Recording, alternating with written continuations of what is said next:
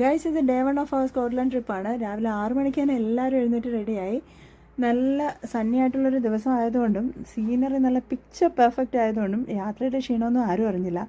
രാവിലെ ഒരു 8 മണിയൊക്കെ ആയപ്പോൾ പതുക്കെ സൈഡിൽ ഒതുക്കി ഞങ്ങൾ കുറച്ച് ബ്രേക്ക്ഫാസ്റ്റൊക്കെ കഴിച്ച് ഫോട്ടോസൊക്കെ എടുത്ത് വീണ്ടും യാത്ര തുടർന്നു. പോയത് ഗ്ലാസ്ഗോയിലേക്കാണ്. ഇത് ഗ്ലാസ്ഗോ ഗ്രീൻ വില്ലേജ്. ഇപ്പോൾ പോകുന്നവർക്ക് ഒന്ന് റിലാക്സ് ചെയ്യാൻ, ഒരു ബ്രേക്ക് എടുക്കാൻ പറ്റിയ സ്ഥലമാണ് ഗ്ലാസ്ഗോ ഗ്രീൻ വില്ലേജ്. കുട്ടികൾക്കാണെങ്കിൽ അഡ്വഞ്ചർ പ്ലേ ഏരിയ ആയിട്ട് കുറച്ചധികം കളിക്കാനുള്ള സാധനങ്ങളൊക്കെ ഉണ്ട്.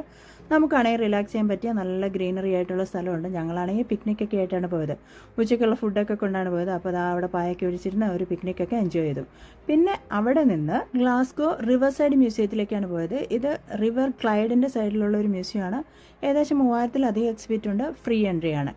ഒരു ട്രാൻസ്പോർട്ടേഷൻ ടെക്നോളജിയൊക്കെ ഇഷ്ടപ്പെടുന്നവർക്ക് പറ്റിയൊരു ഐറ്റമാണ് കേട്ടോ. പഴയ ഗ്ലാസ്ഗോയിലെ പഴയ വില്ലേജ് നമുക്ക് എക്സ്പീരിയൻസ് ചെയ്യാനായിട്ട് പറ്റും. കുട്ടികൾക്ക് പറ്റിയ കുറച്ച് ഇൻട്രാക്റ്റീവ് ആയിട്ടുള്ള എക്സ്പെരിമെൻറ്റും കാര്യങ്ങളൊക്കെ ഉണ്ട്. ഈ ഓടിച്ചാടി കിടക്കുന്ന പിള്ളേർക്ക് ഈ കാണുന്ന സാധനങ്ങൾ മാത്രം പോരല്ലോ. പിന്നെ പഴയ ഗ്ലൈഡറിൻ്റെ മോഡൽ, പഴയ വിൻറ്റേജ് കാറുകളുടെ കമനീയമായ ശേഖരം തന്നെ നമുക്കവിടെ. പുറത്തേക്ക് ഇറങ്ങിയാൽ റിവർ ക്ലൈഡിൽ ഒറിജിനലി സെയിൽ ചെയ്തിരുന്ന ഒരു ഷിപ്പ് നിർത്തിയിട്ടിട്ടുണ്ട്. അതിനകത്ത് കയറാനുള്ള അവസരമുണ്ട്. പിന്നെ അങ്ങോട്ട് മുന്നോട്ട് ഞങ്ങൾ പോയത് സ്റ്റെർലിംഗും കഴിഞ്ഞ് പെർത്തിലേക്കാണ്. അങ്ങോട്ട് പോകുന്തോറും കാണാൻ ഭയങ്കര ഭംഗിയാണ്. കണ്ടോ, ഒരു ലോക്കിൻ്റെ സൈഡിലൂടെയാണ് പിന്നെ അങ്ങോട്ട് ഞങ്ങളുടെ ഫുൾ യാത്ര. അപ്പോൾ ഇടയിൽ ഇറങ്ങി ഒന്ന് കല്ലൊക്കെ എറിയാതെ നമുക്ക് പോകാൻ പറ്റില്ലല്ലോ. അപ്പോൾ അങ്ങനെ കുറച്ച് അതൊക്കെ എക്സ്പീരിയൻസ് ചെയ്ത് മുന്നോട്ട് പോയി ഇതാ ഞങ്ങളുടെ ഫൈനൽ ഡെസ്റ്റിനേഷനിൽ എത്താൻ പോവാണ്. ഇതാണ് ക്രെഗാൻ ടൂർ. ഇത് എയർബിഎൻബി വഴിയാണ് ബുക്ക് ചെയ്ത്. ഇവിടുത്തെ വിശേഷങ്ങൾ പിന്നെ പറയാം കേട്ടോ.